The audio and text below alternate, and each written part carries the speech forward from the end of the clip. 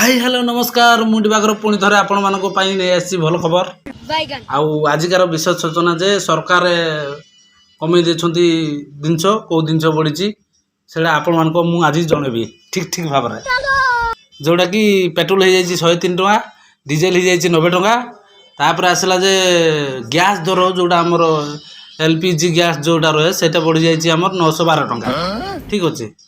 जदि 12 टका बढ़ी जाइए सुना रेट कमी जाइए माने एते कमी जाइए 1 ग्राम प्रति 14,291 टका माने एते कमी जाइए आ 2 ग्राम सोना नब हेले तुमको पड़ जाओ अति कम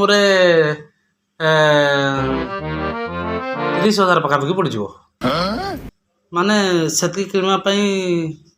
आमको 3 मास मोर हेते पड़ो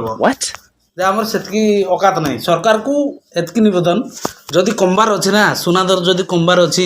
तुम जदि सुना दर कमाउछ ताल 50% कमाओ 50% कमाओ जदि दुकान नहीं किणी दीचु आमको कहबू आमर से औकात अच्छी